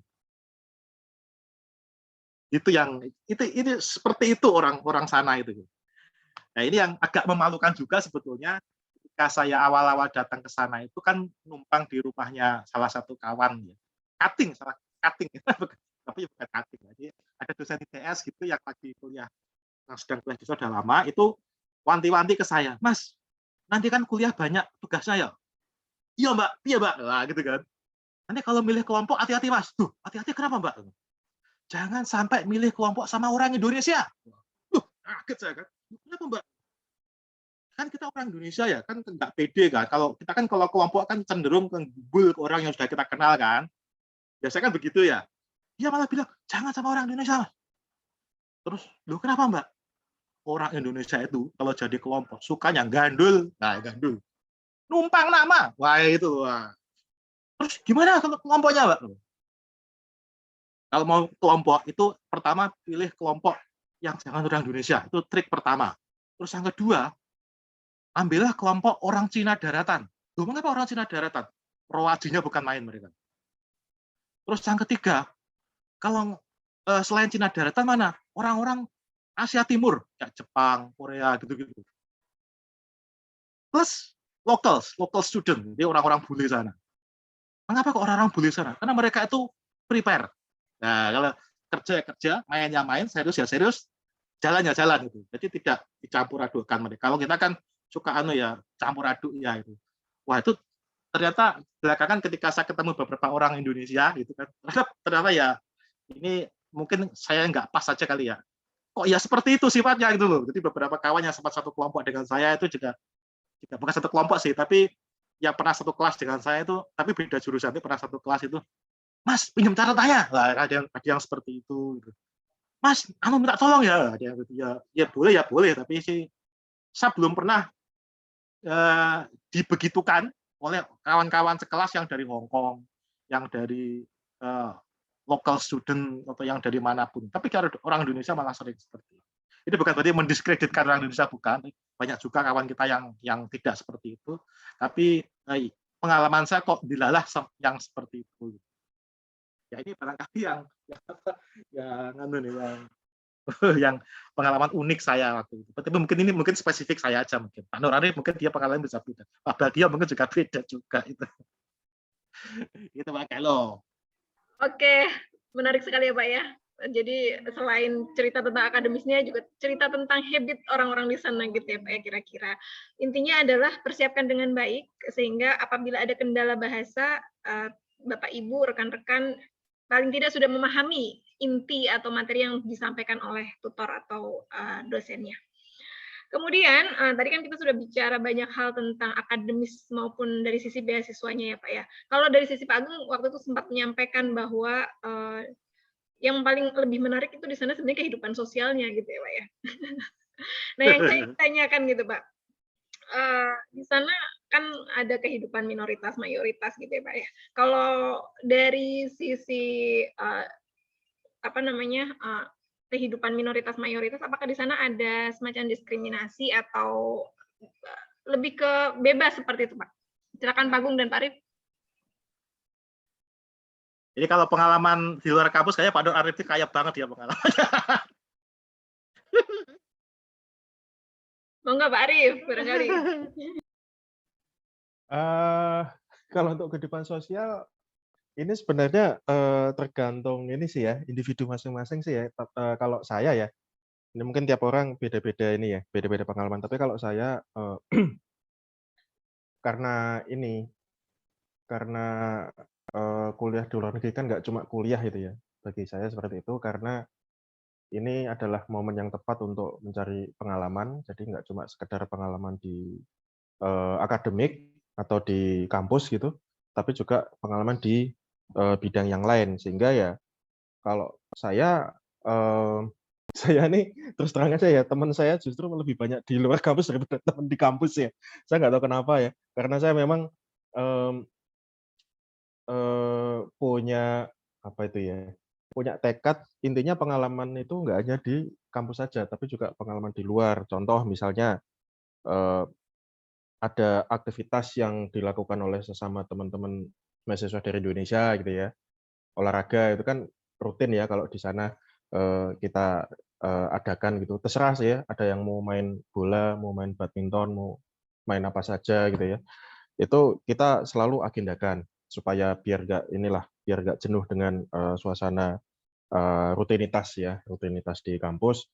Kemudian juga ini saya yakin Pak Agung juga mengalami juga ya, yang paling mengesankan ya ini pekerjaan ini ya, sampingan ya, part-time job. Nah ini yang membuat saya jadi banyak kenal dengan teman di luar kampus,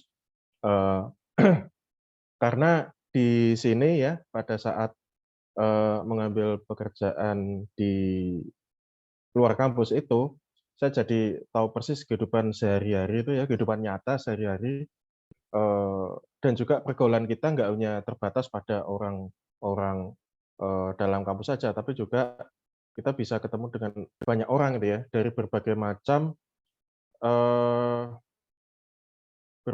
kewarganegaraan ya, berbagai macam mungkin ras juga gitu. Waktu itu saya bekerja di sektor informal ya. Saya bekerja di sektor informal. Saya bekerja di Boleh disebut Pak Arif? apa? Waduh, nggak apa-apa nyebut merek ya. Saya kerja di pasar ya. Saya bekerja di pasar. Tempat ini merupakan tempat yang favorit bagi para mahasiswa Indonesia karena memang ya kenyataannya memang banyak ini mahasiswa Indonesia yang bekerja di situ ya. Bekerja di pasar itu ya jadi inilah ya, jadi bantuin apa itu? Ya jadi semacam asisten bosnya ya yang punya toko ya. Jadi kerjanya ya kita buka toko. Buka tuh maksudnya bukan buka pintu enggak ya, tapi buka tuh bikin ini ya, bikin apa namanya? Mempersiapkan segala sesuatu sampai dengan barang dagangannya itu siap untuk dijual gitu. Jadi ya mulai dari mengeluarkan kontainer dari gudang, kemudian buka, kemudian sampai menyusun barang dagangnya. Kebetulan waktu itu kan saya kerja di sebuah toko jaket ya, jaket dan pokoknya jaket training kayak gitulah dan berbagai perlengkapannya itu ya. Ada ini juga ya, ada apa itu celana training, jaket sama yang baju lengan panjang kayak gitulah. Jadi dengan bekerja seperti itu saya justru mendapatkan banyak teman, banyak pengalaman yang mungkin tidak akan saya dapat kalau saya hanya hidupnya cuman apa tuh Pak Agung istilahnya kampus rumah Kampus kos-kosan. Kampus kos-kosan ya, kupu-kupu ya. Jadi kayak dengan bekerja dengan punya pengalaman lain gitu ya, nggak cuma bekerja part-time aja sepertinya, ada aktivitas yang lain.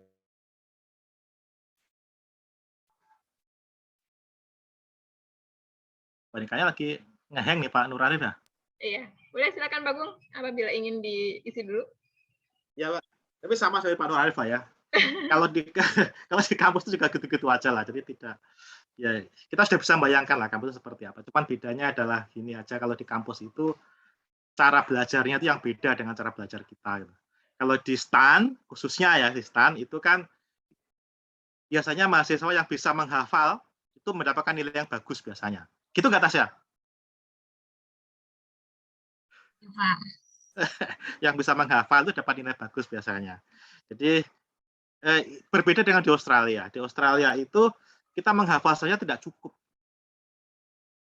Kita menampilkan fakta saja ketika kita membuat esai, itu nilainya juga so-so nanti. Jadi mereka so-so.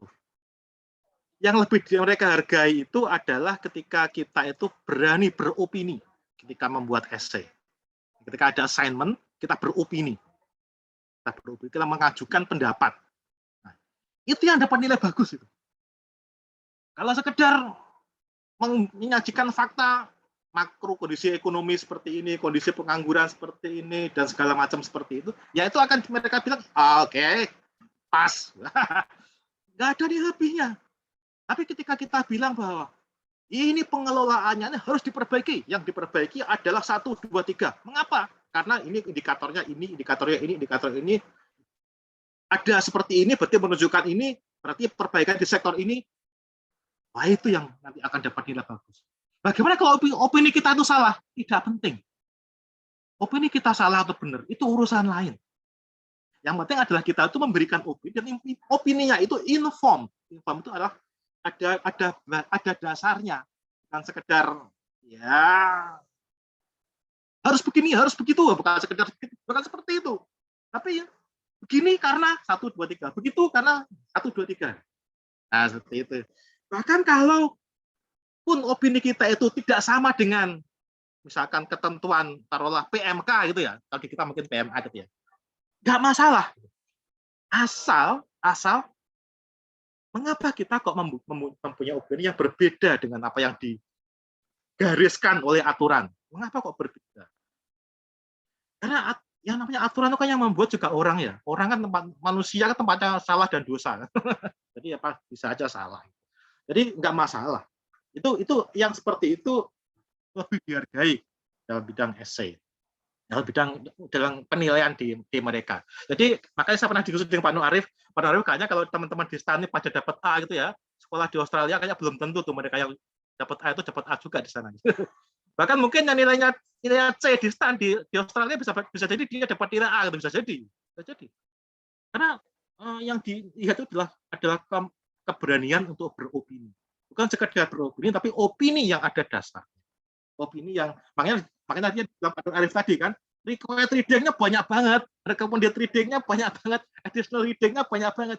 Itu belum termasuk studi mandiri yang kita lakukan, searching yang kita lakukan pakai keyword, belum termasuk itu. Nah, itu gunanya apa? Untuk membackup menjadi pondasi argumen yang kita sampaikan, yang kita tulis ketika kita membuat essay, membuat tulisan, kita ngerjakan assignment. Nah, seperti itu. Terus bagaimana nih? Nah, seperti apa Anda bilang, pengalaman di kampus seperti itu, di luar kampus, kalau saya sih tidak seberuntung Pak Nur Arif ya. Saya memang ada kerja part-time dulu, tapi kerja part-time saya itu sepi. Karena shift saya itu subuh ya. Mulai jam 5:30, jam 5:30 sampai dengan jam 8. Nah, itu kan kalau musim dingin kan subuh aja belum di jam 5:30 itu. Belum subuh.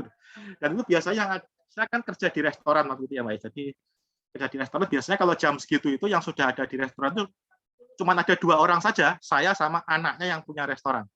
Anaknya perempuan orang lokal perempuan itu cakep sekali. Tapi gagah. Cakep tapi gagah. Jadi dia tuh pernah benerin pintu ke restoran, pernah dia tuh benerin pintu. Wah, pintunya copot dia benerin tuh. Wah, kan nggak bayangin toh Mbak Galuh ngangkat pintu, benerin pintu nggak pernah bayangin toh. Belum Pak, belum pernah Pak.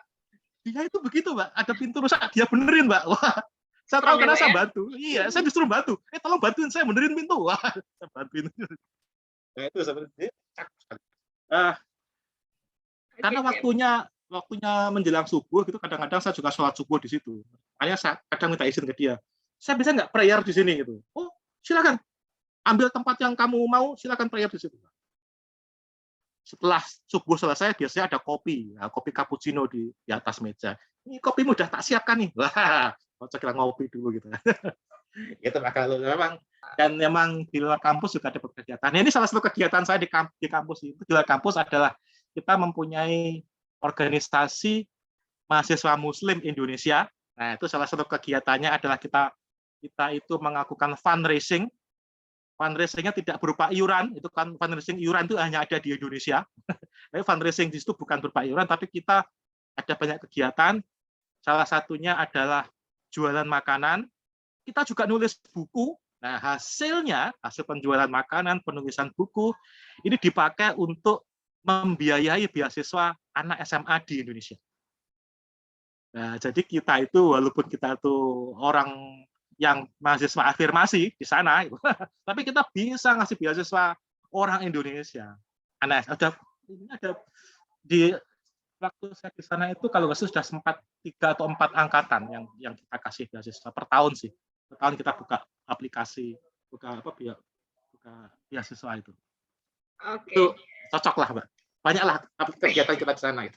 Ya, jadi menarik sekali ya Pak, kehidupan sosial di luar akademis, di luar kehidupan akademis selama di Australia. Bapak, ada pertanyaan di chat Zoom oleh Mbak Ana. Izin bertanya, dalam salah satu pertanyaan ICAS ada satu pertanyaan, how have you contributed to solving a challenge and to implementing change or reform? Bagi yang tidak memiliki pengalaman menjadi leader di kesempatan manapun, bagaimana menyiasati jawaban atas pertanyaan itu? Nah, betul Mbak Galuh. Ya, ini gini nih. Ini waktu itu saya masih kerja di pajak. Jadi saya staf di sana, pelaksana. Waktu ngelamar beasiswa saya pelaksana. Tidak mempunyai jabatan sebagai fungsional juga tidak, sebagai kepala seksi juga tidak, eselon 4 itu apalagi eselon 3 ya enggak ada. Eselon 4 juga tidak. Kasubsi juga enggak, waktu itu masih ada kasubsi. Eselon 5 itu juga enggak. Pelaksana, staf biasa. Nah, terus bagaimana kalau menjawab pertanyaan ini? Nah, yang saya sampaikan waktu itu begini. Kan kita itu pada malas bayar pajak ya. Tuh, tak tanya nih siapa yang suka bayar pajak? Nggak ada nih. Ini aja yang orang pajak tulen, dia nggak bakal suka dia kalau suruh bayar pajak. Kalau bisa dia nggak bayar dia. Sayang dia pakai itu masker, kalau nggak ada dia pasti tersipu-sipu tuh, mengakui kesalahan dia.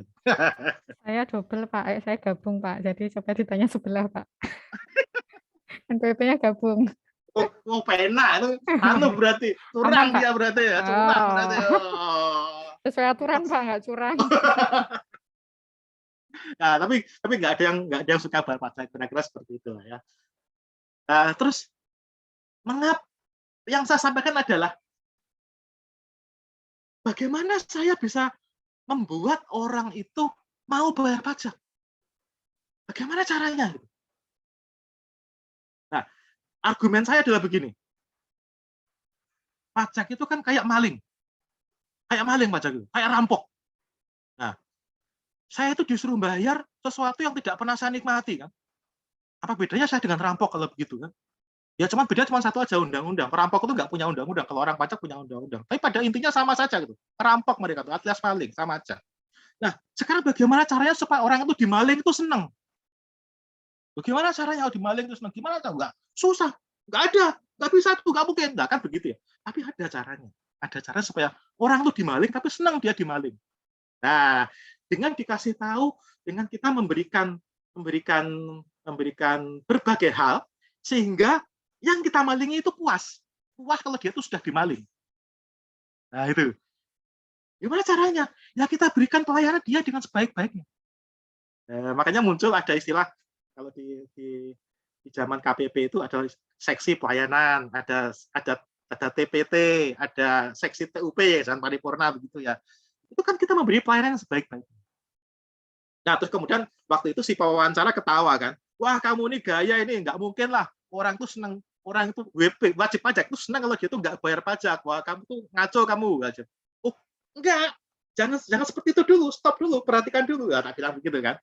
Terus saya dilalah waktu itu, saya sudah mempunyai tulisan yang terkait dengan bagaimana kita itu bisa membuat sebenarnya sederhana, tulisannya sederhana terkait dengan pengukuran tingkat kepuasan wajib pajak. Nah, di situ kan nanti kita bisa melihat tuh, membandingkan antara berbagai macam unsur. Ada yang unsurnya itu importance, tapi penting bagi wajib pajak, tapi performance kita itu rendah. Atau sebaliknya, ada unsur yang menurut kita itu, performance kita itu baik banget, tapi bagi WP itu nggak dianggap penting bagi WP. Nah, itu saya sampaikan, tulisan saya itu tak sampaikan kepada wawancara. Ini loh, saya punya tulisan seperti ini. Kita tuh fokusnya di sini. Fokuskan upaya kita ke bidang-bidang yang oleh wajib pajak itu dianggap penting, tapi performa kita itu kurang baik. Kita perbaiki di sini. Misalkan kita survei, oh wajib pajak itu ternyata butuh pelayanan yang cepat, padahal kita tuh lelet banget di pelayanan. Nah, kita kasih tahu, kita cari tahu, mengapa kok kita bisa lelet. Nah, apa yang bisa kita perbaiki dari situ? Nah, atau mungkin formulirnya barangkali yang kekurangan, atau mungkin komputernya yang suka error-error, atau mungkin koneksi internetnya yang lambat, sehingga pelayanan kepada WP itu jadi terhambat.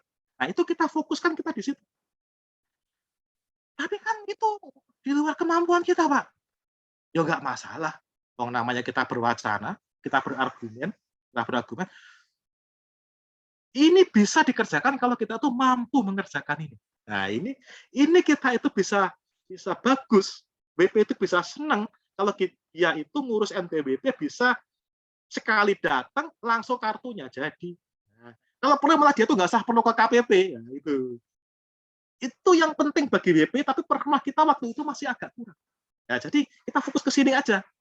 Nah, ini yang saya sampaikan kepada wawancara waktu itu. Sehingga ketika seperti itu, WP senang, harapannya dia itu patuh, mau kalau disuruh bayar pajak. Tidak usah disuruh, tanpa disuruh pun dia itu sudah bayar. Karena dia tuh ngelihat, KPP itu juga hebat pelaksanaannya, pelayanannya juga hebat. Dia voluntarily membayar pajak. Nah, itu yang tak sampaikan Mbak Ana ketika saya ditanyain oleh salah satu interviewer tentang hal yang seperti ini. Nah, ini. Karena kalau di interview AAS itu mereka pada dasarnya mereka itu mengkonfirmasi apa yang ada di surat lamaran. Application form yang kita tulis. Itu fungsinya mereka melakukan interview. Nah, ketika PhD, interview saya beda lagi. Waktu itu kan mereka megang itu saya, memegang formulir saya kan. Dilihat, loh, kamu sudah pernah seleksi ya? Oh, sudah pernah saya. Ini yang keberapa? Ini yang ketiga. Oh iya, kalau begitu ini satu top aja formulir ini. Wah, nggak jadi dia melihat isi formulir saya. Langsung disimpan. Ya udah, kita bicara tentang kamu nanti kalau selama di Australia kamu mau ngapain. Nah, kita diskusi ngobrol. Nah, kita ngobrol. Nah, tapi ketika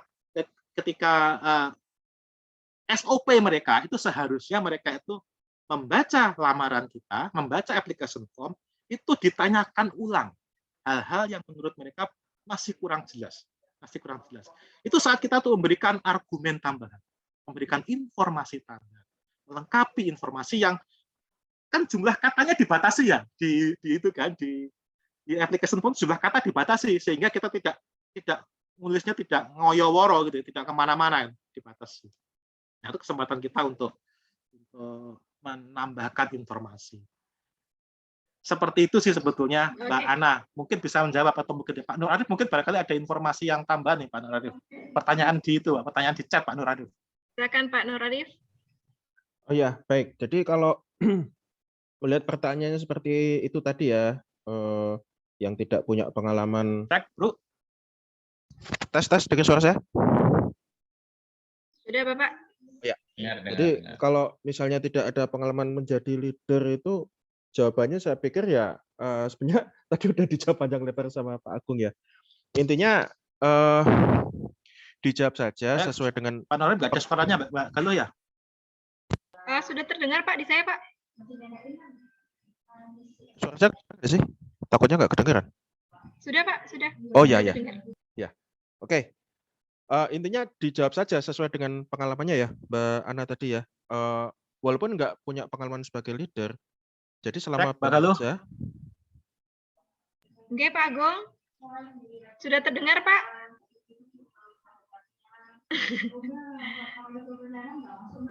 Gimana? Nggak kedengeran ya suara saya?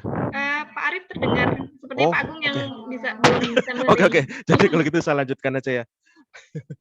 Jadi menurut saya nih Mbak Ana ya, kalau ada pertanyaan seperti itu, dijawab saja sesuai dengan apa yang sudah pernah dialami, walaupun posisinya tidak sebagai leader gitu. Ya contoh misalnya di dalam pekerjaan pernah diberikan tugas, misalnya untuk mengerjakan apa, terus nanti diceritakan saja kontribusinya gitu aja. Kalau menurut saya sih seperti itu. Paling enggak kan nanti interview kan akan menilai bagaimana gitu seorang pelamar itu mempunyai sebuah inisiatif ya. Misalnya kalau diberikan satu tugas, bagaimana dia berkontribusi, bagaimana dia punya inisiatif untuk ikut berkontribusi menyelesaikan tugas tersebut. Itu sih menurut saya lebih ini ya, lebih real gitu, supaya nanti nggak apa, supaya memang nanti jawabannya ya memang sesuai apa yang dialami. Intinya sih gitu aja sih. Kalau menurut saya itu aplikasi itu intinya menggambarkan diri kita lah, apa yang sudah pernah kita lakukan dan nanti apa yang akan kita lakukan kalau kita sudah selesai, gitu aja. Itu Mbak Galuh ya. Baik, terima kasih Pak Arief. Demikian Mbak Ana atas pertanyaan tadi. Jadi nggak harus jadi leader dulu ya Pak ya untuk menjawab pertanyaan tersebut. Intinya adalah memastikan tadi kalau tips dari Pak Agung, sesuatu yang pekerjaan yang kita anggap penting, tapi secara performanya masih belum maksimal. Kalau dari Pak Arief, intinya adalah kaitkan dengan ini ya Pak ya, apa yang akan kita berikan kontribusinya bagi organisasi. Baik, Bapak Ibu, waktu tinggal 6 menit lagi. Barangkali ada pertanyaan dari Bapak Ibu yang ada di Zoom.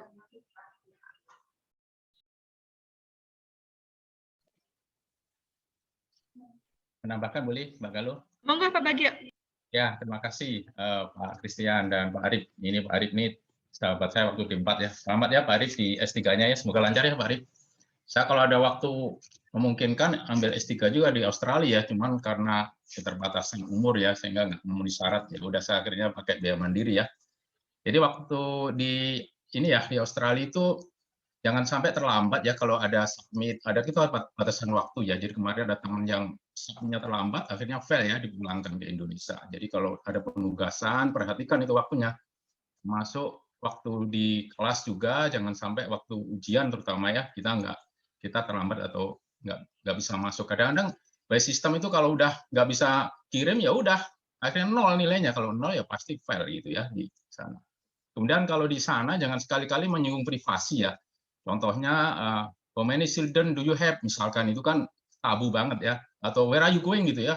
Biasanya dia akan menjawab do by yourself gitu. Jadi mereka nggak akan ini ya, apa-apaan ini kok ngurusi urusan orang gitu ya. Nah, jadi kata-kata yang di Indonesia mungkin lazim ya, berapa putranya, sudah do you married, Anda sudah menikah gitu ya. Kita juga di sini mungkin nggak terlalu mempermasalahkan, kalau di sana sangat ini ya. Jadi hal-hal yang privasi ya kita jaga supaya kita nggak menanyakan ya, terutama kepada lokal ya. Kalau yang sama Indonesia mungkin masih bisa ditolerir. Dari pertanyaan Mbak Ana tadi, saya pernah gagal waktu interview ya. Saya waktu itu jadi treasurer di KPK. Jadi pertanyaannya seperti itu. Saya jawab, I want to be an investigator in the future gitu ya. Terus kemudian dia nanya, apa hubungannya pekerjaan kalian dengan investigator? Tidak ada begitu, malah gagal gitu ya. Akhirnya next period ya, tahun berikutnya saya nggak ngambil Master of Forensic Accounting lagi ya, yang Pak Sofian yang ambil kemarin ya di Wolongong ya.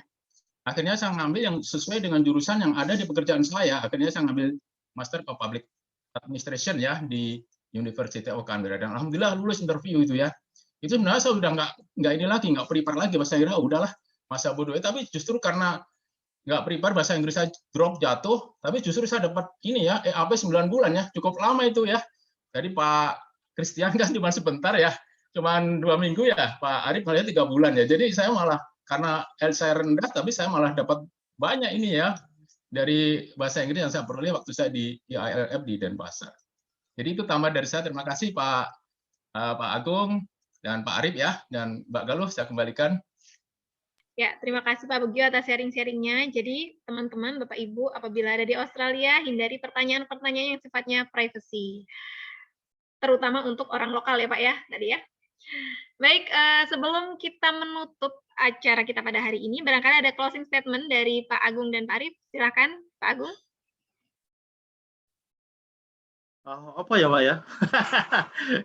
Ya kalau nyari beasiswa ke luar negeri itu ibaratnya ya bejo-bejan, orang Jawa bilang ya, bejo-bejan lah ya. Jadi kita tuh jangan terlalu ngoyo juga, tapi kita juga jangan terlalu gampang putus asa. Saya S2 2 kali baru tembus. S3 3 kali baru tembus. Ada kawan yang sampai 7 kali, 8 kali dia baru tembus. Nah, jadi kalau sekali sudah gagal ya terus kemudian ngelukro, putus asa, ya memang sebaiknya tidak usah ikut beasiswa aja. Kalau menurut saya sih begitu. Biasanya bukan untuk Anda ada beasiswanya yang ADB aja, ayah dan bunda. Dan bunda, baik Pak. Aduh, saya merasa ini Pak tersentak gitu ya Pak. Terima kasih Pak Agung, kata mutiaranya ayah dan beasiswa ADB, ayah dan bunda. Oke, selanjutnya Pak Arif, silakan Pak Arif untuk closing statement-nya. Ya, mungkin pendek aja ya. Setiap kali ada kesempatan, manfaatkan. Karena kita tidak akan pernah tahu pada kesempatan mana kita akan berhasil. Dan kalau dalam perjalanannya mengalami kegagalan, jangan pernah menyerah sampai kamu dapat. Nah, itu aja sih. Jadi intinya habiskan stok gagalnya ya Pak ya, untuk mendapatkan stok berhasil. Siap, Ya, terima kasih. Demikian Bapak Ibu sharing-sharing dari para narasumber kita hari ini. Beberapa hal penting yang tadi sempat saya highlight. Pertama adalah well prepare betul, pelajari betul program yang akan dipilih, pastikan kesesuaian dengan kelanjutan setelah studinya. Bahasa Inggris bisa dipelajari, tapi dipelajari yang benar ya Pak. Apalagi yang skor TOEFL-nya masih minimalis kayak rumah zaman sekarang, kayak saya. Kemudian ketika membuat aplikasi, pastikan mintakan review kepada mentor atau kawan yang sudah punya pengalaman terkait aplikasi beasiswa tersebut. Ketika sudah mengikuti perkuliahan, baca dulu materinya sebelum kuliah, prepare untuk mengatasi kesulitan bahasa Inggris. Kemudian pengalaman tidak hanya di akademi saja, ada kesempatan untuk mencari pengalaman dari sisi kehidupan sosial, dan tadi terakhir hindari pertanyaan privasi, dan tadi juga terakhir dari Pak Agung maupun Pak Arif, intinya coba-coba sampai akhirnya berhasil. Begitu ya Pak ya, kurang lebihnya. Jadi intinya kuliah di Australia, siapa takut gitu. Jalan kaki di pagi hari, mampir sebentar membeli buah naga. Demikian sharing hari ini, mari kita semangat kejar S2 dan S3. Untuk selanjutnya, waktu saya kembalikan kepada Mbak Tasya. Mbak Galuh, saya mau pantun juga Mbak Galuh. Boleh Pak Agung, silakan Pak. Nah, hitam-hitam di atas wajan. Walaupun hitam, saya kuliah di Australia. Bukan nyambung ya? Nyambung banget Pak. Siap, terima kasih loh Pak. Silakan Mbak Tasya. Terima kasih Mbak Galuh. Wah, diskusinya luar biasa menarik dan insightful ya Bapak Ibu. Kami ucapkan terima kasih kepada narasumber yang luar biasa yaitu Bapak Christian Agung Prasetyo, Pak Nur Arif Nugraha yang telah membagikan pengalaman apply beasiswa, tips and trik supaya bisa bersinar di mata recruiter, memiliki mentor itu penting, dan tentunya pengalaman hidup di luar kampus yang sangat menginspirasi. Terima kasih tentunya kami sampaikan kepada Mbak Galuh yang sangat semangat sekali memandu diskusi hari ini sehingga bisa berjalan dengan lancar dan baik. Harapannya semoga inspirasi yang telah diberikan dari diskusi hari ini dapat menjadi motivasi dan semangat bagi kita semua yang ingin melanjutkan studi. Harapannya bukan cuma Australia, tapi juga universitas. Bukan hanya Australia, tapi juga universitas lainnya di belahan dunia lainnya. Lupa saya sampaikan terima kasih kepada Ibu Diah, kepada Bapak Ibu hadirin yang sudah sharing, Pak Subagio, Pak Supurdi, Ibu Iin di kolom komentar, dan Bapak Ibu dosen lainnya yang telah meluangkan waktu dan juga berpartisipasi aktif di acara Weekly Talk hari ini sampai dengan selesai. Alhamdulillah, Bapak Ibu, kita sudah sampai ke akhir acara Weekly Talk pada hari ini. Jumat siang beli madu, taruh di meja dengan tutupan. Terima kasih Bapak Ibu, semoga bermanfaat bagi kita semua. Akhir kata, saya selaku MC mohon maaf apabila ada kata-kata yang salah, kurang berkenan. Selamat berlangsungnya acara, selamat melanjutkan aktivitas berikutnya Bapak Ibu, salam sehat, salam sukses bagi kita semua. Selamat siang, wassalamualaikum warahmatullahi wabarakatuh. Waalaikumsalam warahmatullahi wabarakatuh. Terima kasih. Terima kasih Pak Agung, Pak Nur Arif, terima kasih Mbak Galuh, Mbak Tasya, juga Bapak Ibu yang lain. Ya silakan Mbak Ani. Ya, mohon maaf ya Bu, tadi mau nanya sebenarnya cuman nggak sesuai ininya apa konteksnya. Mungkin nanya dikit nih kan Mas Arif mau berangkat ya sebentar lagi insya Allah nggih S3-nya ya ini. Nah mungkin saya pribadi nih pengen juga gitu, cuman nggak ke luar sih. Saya cinta produk-produk Indonesia gitu. Jadi ya nanti kalau nyoba ya dalam negeri lah. Cuman gini ada sedikit kegalauan gitu. mungkin beberapa kan kemarin sempat dengar ya masalah formasi gitu. Sementara ketika kita yang dosen ini lanjut S3 kan memang ketentuannya akan dibebaskan sementara gitu ya dari jabatan akademik. Mas Arief ada ini nggak sih kegalauan gitu ya, gimana kalau udah lepas gitu jabatan akademiknya terus berangkat 4 tahun ketika kembali ada nggak sih deg-degan gitu ya?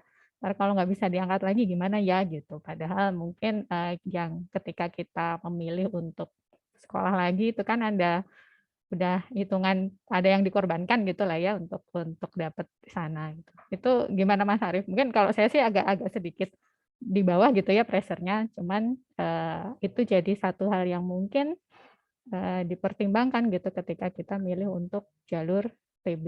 Kalau saya pribadi memang untuk IB saya udah tahu saya nggak bakal sanggup gitu ya. Jadi saya salut sama Bapak Ibu yang lain yang bisa ngambil jalur IB, tapi karena saya nggak mampu ya kalau mau S3 ya harus PB. Tapi ini beberapa waktu ini agak galau gitu ya, karena ada kemungkinan itu. Tuh gimana Mas Arief bisa tetap kekeh gitu ya, kayak mau tetap lanjut gitu kan ya, apakah itu nggak jadi pertimbangan? Itu aja Mas, makasih.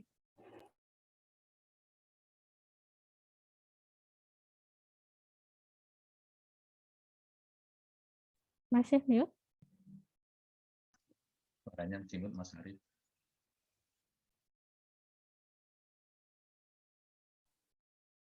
Menghilang kayak Mas Ini mute apa freeze? Aduh, malah hilang.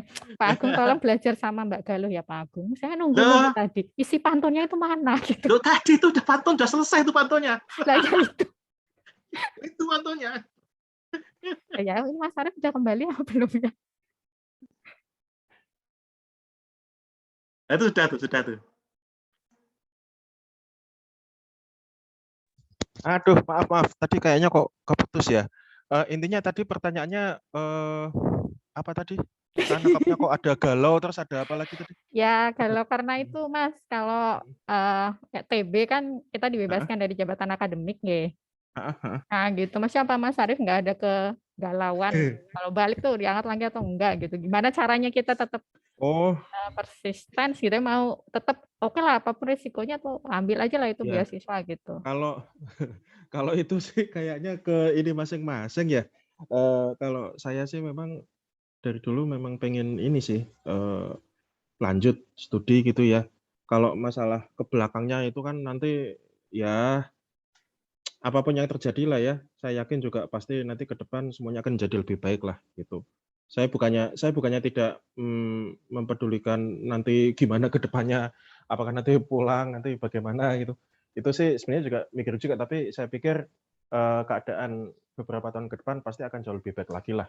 Lagian kita juga sudah ada peraturannya kan, kalau memang dosen kalau tugas belajar kan nanti setelah pulang, setelah selesai kan kata-katanya di dalam peraturan pun sudah jelas itu diangkat lagi dalam jabatan fungsional akademik gitu. Jadi menurut saya sih nggak perlu terlalu di inilah ya di apa sih istilahnya menjadi galau gitu.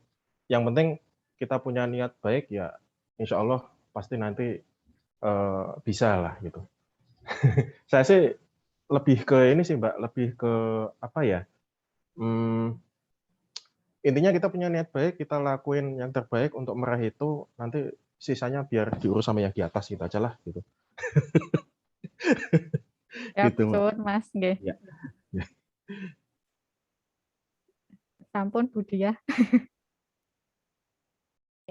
Oke, Bu Hani, jadi memang harus memilih ya Bu Hani ya, tapi nggak apa-apa kata Mas Nur Arief ya. Yang penting teguh pendirian. Ada Mas Teguhan di sini ya, harus teguh pendirian. Ya apa yang menjadi prioritas atau menjadi niat awal. Insya Allah nanti kalau sudah berbekal PhD gitu ya, tidak hanya sebagai pizza delivery ya Mas Nur Arief ya. Tapi mungkin nanti banyak rezeki di luar sana Bu Hani. Iya. Tapi PhD itu singkatannya bukan itu loh Bu Diah, bukan pizza delivery. Apa? Yang pertama, permanent head image. Alias produk gendeng. Oh, itu akibat kuliah di Australia ini sama soalnya. Ada lagi singkatannya kedua. Potentially high in debt. Nah, itu. Pakaian utang, yes. Pakaian utang. Yang sambil kerja Bu Hani kayak Pak Nur Arif tadi lo kerja di pasar kan gitu. Aku pasar Depok ya Bu. Nggih. Sampun nggih Mbak Ani, nanti bisa dilanjutkan ngupi-ngupi bareng ya Pak Siap, Agung ya Bu. di Terima K2 kasih. atau di K3, K1 juga monggo. Aman-aman ya. Oke, terima kasih Bapak Ibu semuanya. Selamat Jumatan kepada Bapak-bapak, kepada host, boleh di end meeting untuk Siap Bu Dia. Izin saya end meeting untuk semua.